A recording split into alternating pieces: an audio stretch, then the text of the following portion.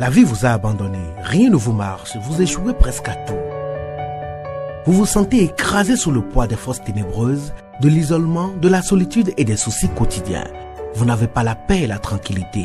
Vous avez besoin d'accompagnement pour atténuer vos souffrances, pour développer la force et la puissance qui vous habitent.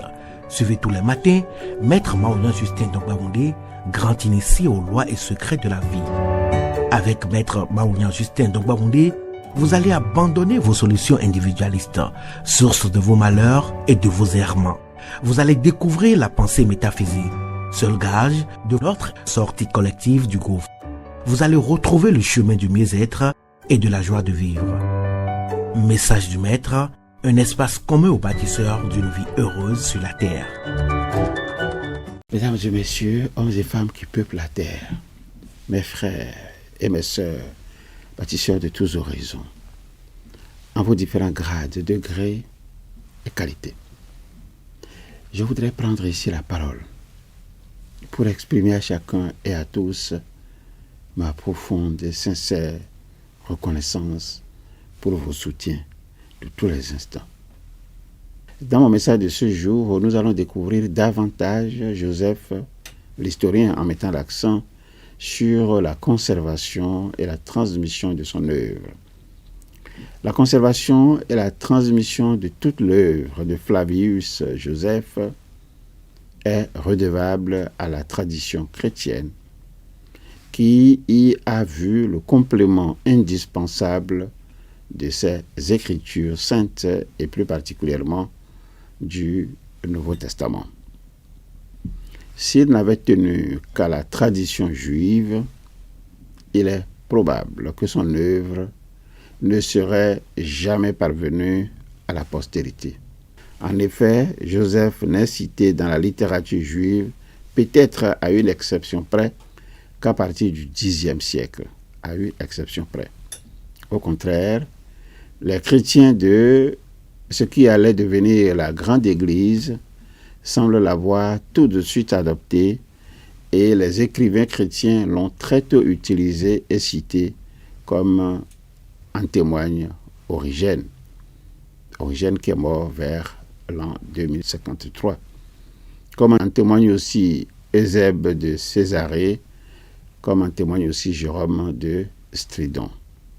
C'est pour des raisons théologiques que l'œuvre de Joseph, apparemment peu lue par les Grecs et dédaignée par les Juifs, a été recueillie par les chrétiens qui en ont assuré la transmission et la conservation pour la postérité. Selon une certaine théologie chrétienne de l'histoire, ils ont interprété la chute de Jérusalem, relatée en détail dans la guerre des Juifs, comme la punition du peuple juif pour ses méfaits allégués à l'égard de Jésus. De plus, les écrits de Joseph sont proches de ceux du Nouveau Testament et en éclairent l'arrière-plan historique et religieux. L'œuvre de Joseph a même été considérée comme étant le 5e évangile, au moins jusqu'à la contre-réforme dans le courant du XVIe siècle. L'Occident latin l'a lu et traité presque à l'égal d'un texte sacré. Joseph est l'un des rares auteurs antiques dont la plupart des œuvres ont été conservées. On ne sait si le rapport préliminaire en araméen sur lequel se base sa vita, donc sa vie en réalité, a existé, une hypothèse qui reste difficile à confirmer. De même, nous ne savons pas s'il a écrit son traité en 4 livres sur la doctrine judaïque qu'il annonce à la fin de son ouvrage intitulé Antiquité judaïque. C'est à la tradition chrétienne qui a détourné ses écrits à son profit que l'on doit la conservation et la transmission de l'œuvre de Flavius Joseph. S'il n'avait tenu qu'à la tradition juive, il est probable que son œuvre ne soit jamais parvenue à la postérité. Selon Simon-Claude Memouni, donc selon celui-là, l'œuvre de Joseph, avant d'être récupérée par les chrétiens, a sans doute été portée par des Judéens, ne relevant nullement du mouvement rabbinique, mais plutôt du judaïsme synagogal, de culture et de langue grecque. Ces circonstances rendent suspecte, même a priori, la présentation que Joseph nous propose des faits auxquels il a été si étroitement mêlé. Historien officiel des Flaviens, la crédibilité de Flavius Joseph a souvent été mise en cause.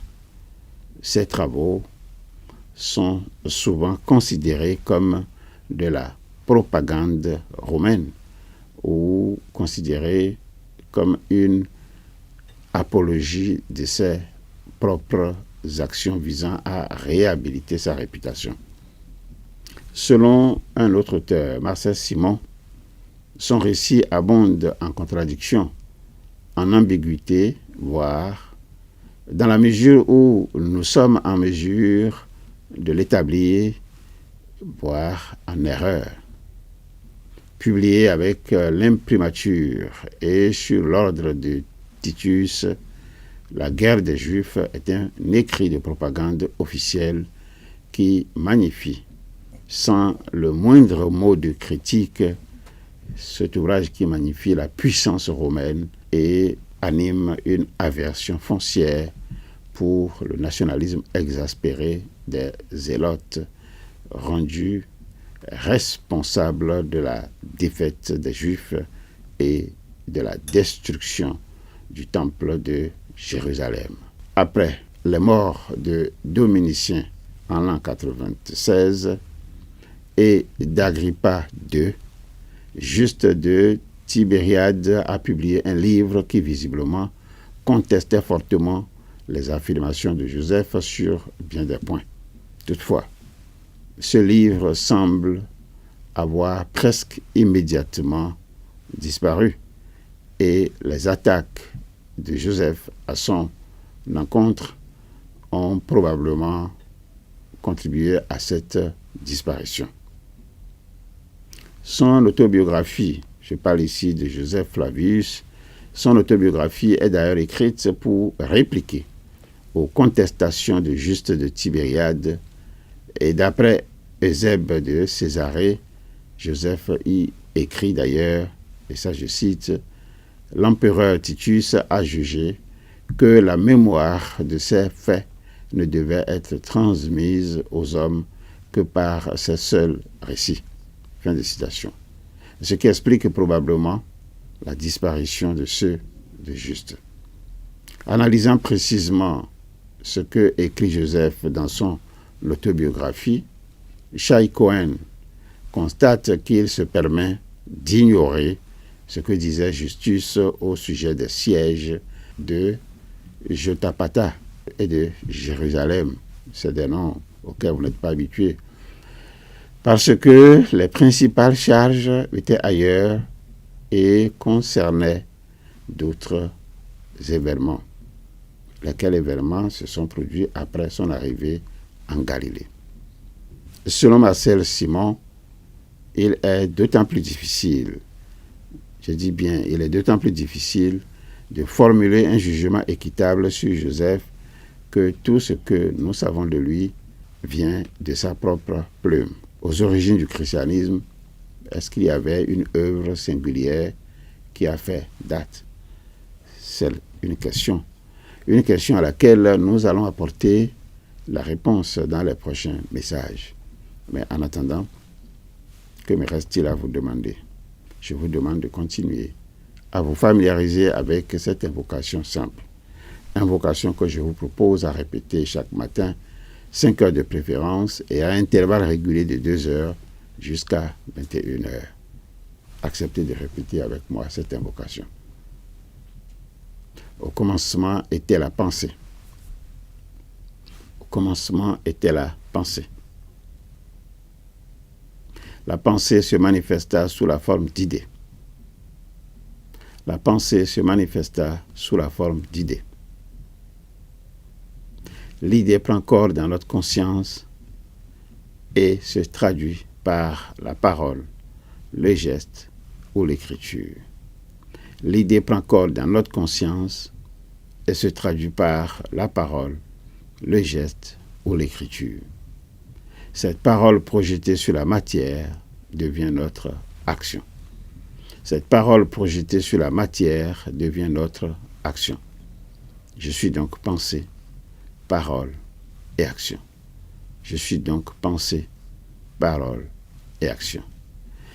Alors, si regarder en arrière vous cause du chagrin et regarder en avant vous inspire de la crainte, je vous suggère tout simplement de regarder tout près de vous, à côté de vous.